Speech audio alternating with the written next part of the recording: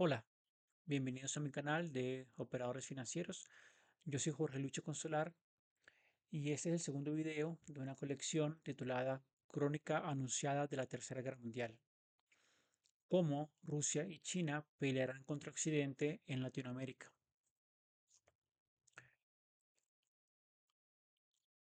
Hoy leeremos el subcapítulo titulado Cómo empezó la guerra de Ucrania.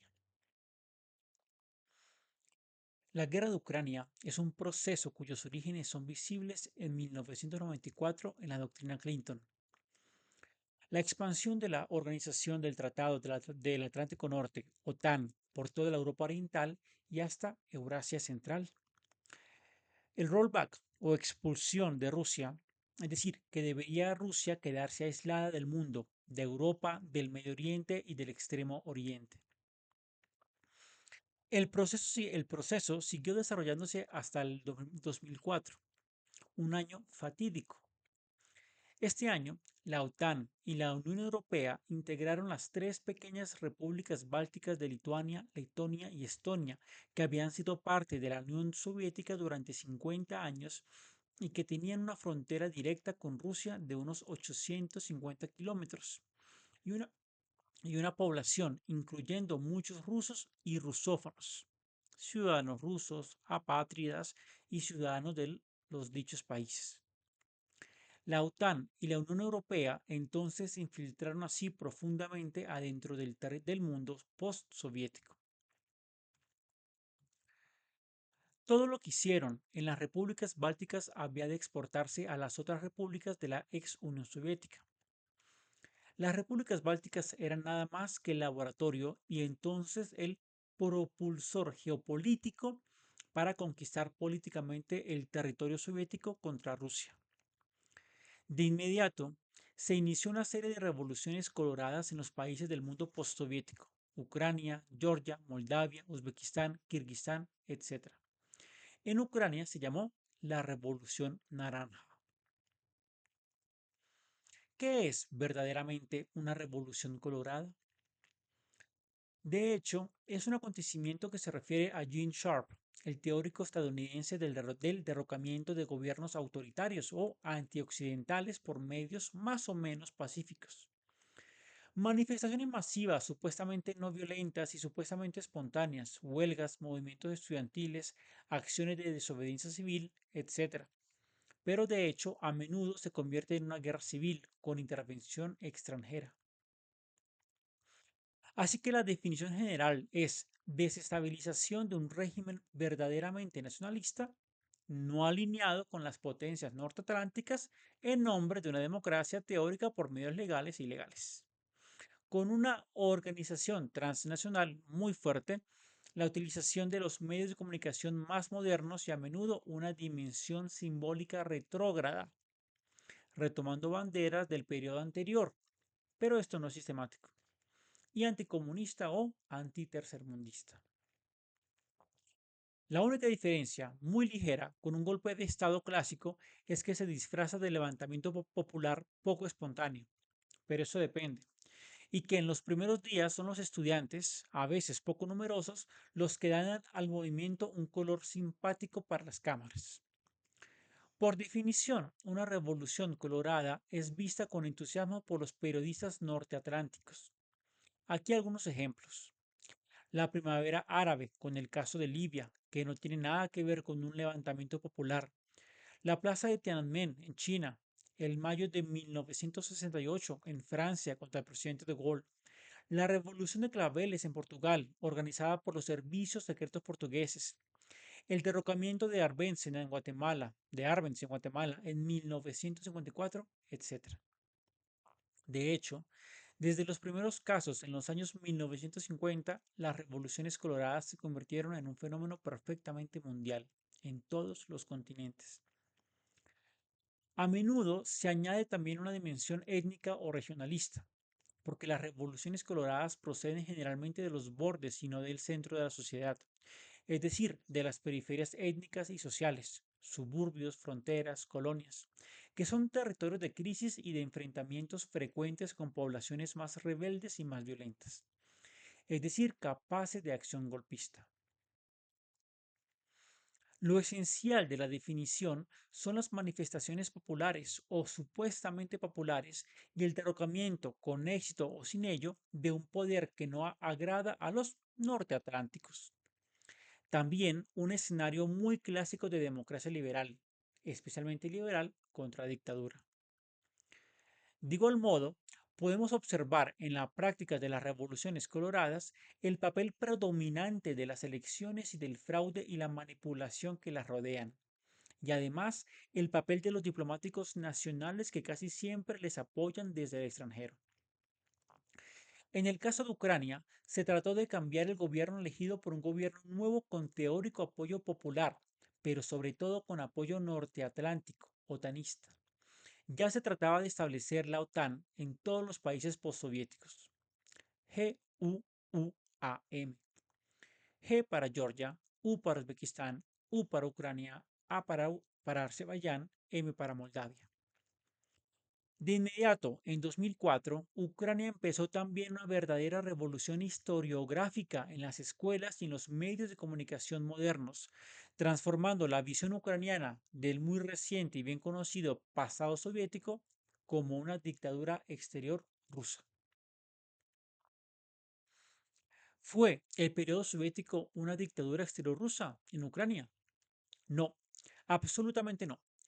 Ucrania era una república pilar de la Unión Soviética que le dio al Estado soviético muchos dirigentes, como Khrushchev y Brezhnev, militares, ideólogos, economistas, especialistas de la agricultura, etc.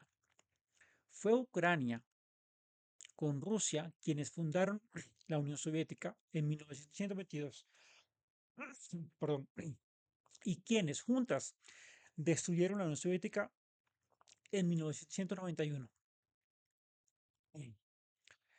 De un punto de vista económico, social y cultural, la época soviética representa en realidad los tiempos más brillantes de la difícil historia ucraniana para Ucrania central y oriental, cuando Kiev era la tercera capital de la Unión Soviética, con una importancia internacional enorme, cuando tenía su propio asiento en la ONU. Sí la tenía, a pesar de ser parte de la Unión Soviética, un privilegio extraordinario. En aquellos tiempos, Ucrania era un país de inmigración para todos los pueblos de la Unión Soviética y no un país de emigración como desde el año 2000. Y era el verdadero centro político de la Unión Soviética entre 1953 y 1982, cuando los ucranianos dominaban el Partido Comunista de la Unión Soviética. La política de las revoluciones coloradas en Ucrania transformó la visión de Rusia. Casi todas las familias rusas tienen un miembro en Ucrania central u oriental. Rusia entonces era una parte del horizonte mental íntimo ucraniano y las migraciones de Ucrania a Rusia y de Rusia a Ucrania eran fuertes. Todo eso fue ocultado y Rusia fue convertida en un enemigo histórico del pueblo ucraniano. Recordamos que el pueblo ucraniano por primera vez en su historia fue unificado por la Unión Soviética en 1939 y por segunda vez en 1945. Es decir, que condenar el pasado soviético significa también condenar la mitad del país, lo que al fin y al cabo fue el caso. ¿Fue la Unión Soviética un imperio colonial? Por ser ella un estado comunista, la Unión Soviética era un estado profundamente anticolonialista, al interior y al exterior.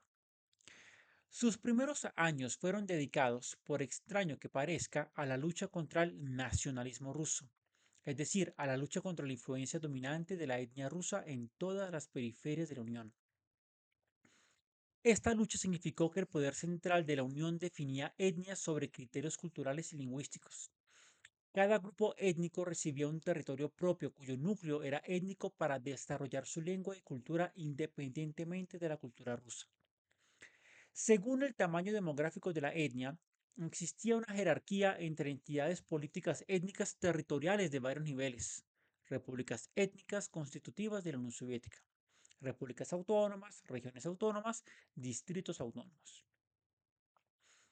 Pero las fronteras de esas entidades no eran verdaderamente étnicas, sino basadas sobre sus necesidades económicas. es decir, sobre la cantidad de recursos necesarios para que la entidad pueda vivir sin depender económicamente de las otras. Por ejemplo, el resultado es que a pesar de ser Tartaristán la república autónoma étnica de los tártaros del Volga, muchos tártaros del Volga vivían fuera de esta república, mientras que vivían en Tartaristán tanto rusos como tártaros. Además, el sistema de jerarquía era muy complejo y a veces la jerarquía no era bien aceptada por ser ella una sencilla pregunta de tamaño demográfico. Adentro de la Unión Soviética existía la República Socialista Soviética Georgiana, adentro de la cual existía la República Autónoma de Abjasia, la República Autónoma de Osetia Meridional y la región autónoma de Ayaría. La Unión de Repúblicas Socialistas Soviéticas era entonces una matrioshka, es decir, una serie de entidades adentro de entidades superiores que a su vez también estaban adentro de entidades aún superiores. Pero en ese sistema había una enorme excepción, la etnia rusa. Con un 50% de la población soviética, la etnia rusa no tenía república étnica porque el sistema había sido creado para impedir la posible dominación étnica rusa sobre las otras etnias. Es importante mencionar que en ruso hay dos palabras diferentes para hablar de lo étnicamente ruso, ruski, y de lo geográficamente o políticamente ruso, rasiski, es decir, de Rusia. Ellas no coincidían en la Unión Soviética y no habían coincidido tampoco en el Imperio de Rusia. Tampoco coinciden hoy en la Federación de Rusia. De hecho, los rusos vivían en toda la Unión Soviética, no solo porque siempre habían vivido en muchas periferias del Imperio de Rusia, sino porque los rusos eran necesarios para mantener la unidad del Estado soviético bajo una cultura mínima en común y para ayudar al desarrollo económico e ideológico de las periferias, en particular en el sur de la Unión de Repúblicas Socialistas Soviéticas. Las fronteras y los estatutos de las entidades étnicas tampoco eran estables. El ejemplo más famoso de esto es la creación de la República Socialista Soviética Kazaja, el presente Kazajistán. Esa república había sido durante 14 años una república autónoma kazaja adentro de la República Socialista Soviética de Rusia.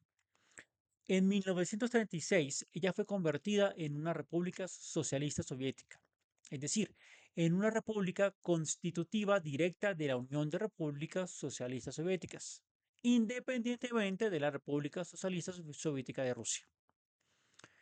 Esa transformación súbita, sin ninguna significación internacional, sin embargo, le robó a la República Socialista Soviética de Rusia más de 2 millones de kilómetros cuadrados e incluso territorios indudablemente rusos del punto de vista étnico, como las ciudades creadas por los rusos en los tiempos imperiales, Uralsk, Petropavlovsk, Semipalatinsk, etc. Del punto de vista anticolonial y comunista de la Unión de Repúblicas Socialistas Soviéticas, era lógico. Del punto de vista de la República Socialista Soviética de Rusia y del pueblo ruso, era absurdo. Enormes territorios rusos fueron incluidos en la República Socialista Soviética Ucraniana del mismo modo, sin ninguna consulta popular. En síntesis, todas las etnias principales de la Unión Soviética fueron convertidas en repúblicas socialistas soviéticas afuera de Rusia. Pero la República Socialista Soviética de Rusia conservó las etnias menores y una parte de los territorios étnicamente rusos que las otras repúblicas socialistas soviéticas no necesitaban. La razón no es que estas etnias eran más próximas culturalmente al pueblo ruso. En realidad, a menudo lo eran mucho menos que los ucranianos, si tomamos el ejemplo de los chechenos, de los dagestanos o de los tudinos, que no hablan ruso perfecto o no hablan ruso hasta hoy. La única razón es que eran demasiado pequeños para vivir sin los recursos de Rusia. Un ejemplo muy interesante es el caso de la República Autónoma de los Tártaros de Crimea, diferente de los del Volga.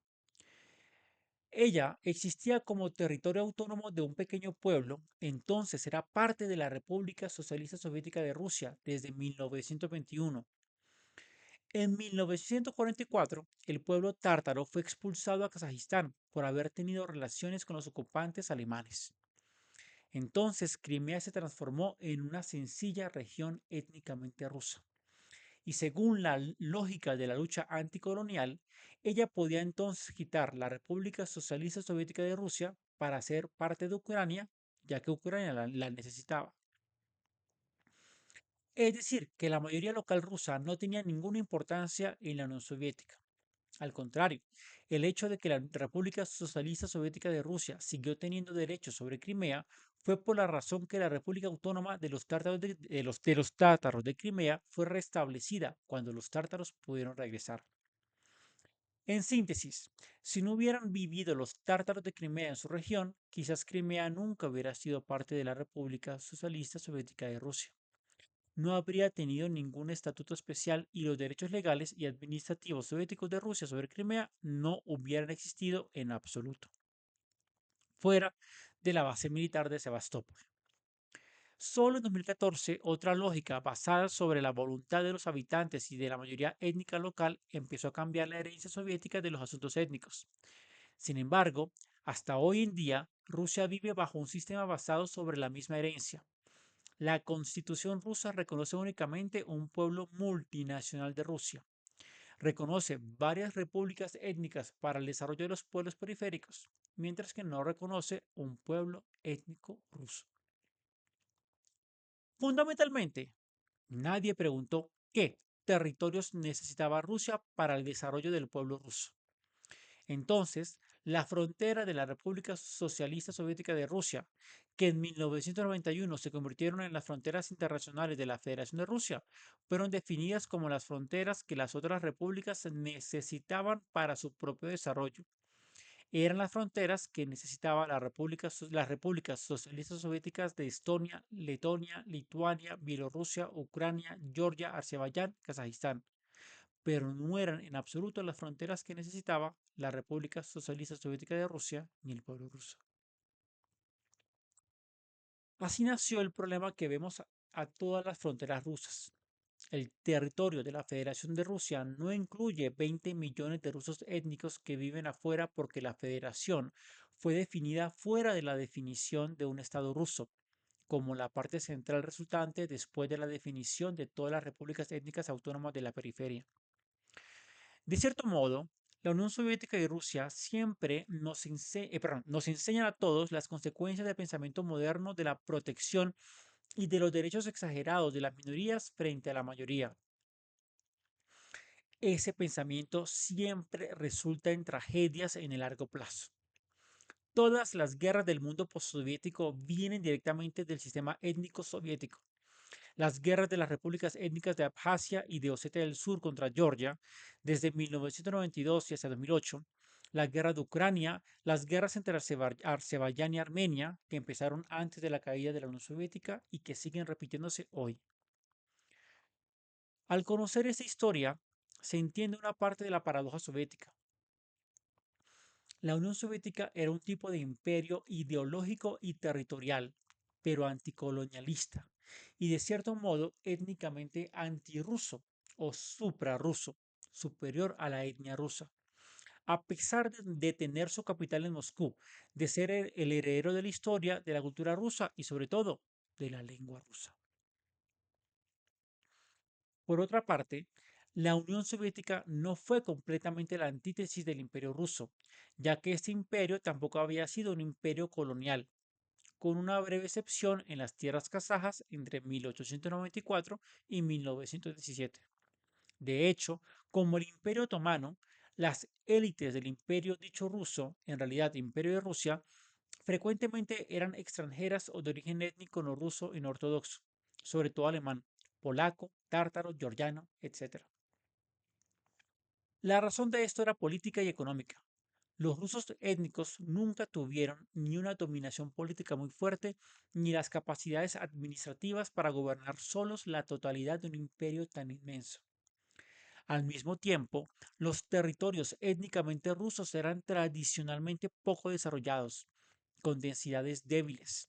Entonces, la ayuda de otros territorios y de otras etnias siempre fue considerada como necesaria para la fuerza, la prosperidad y el prestigio del imperio.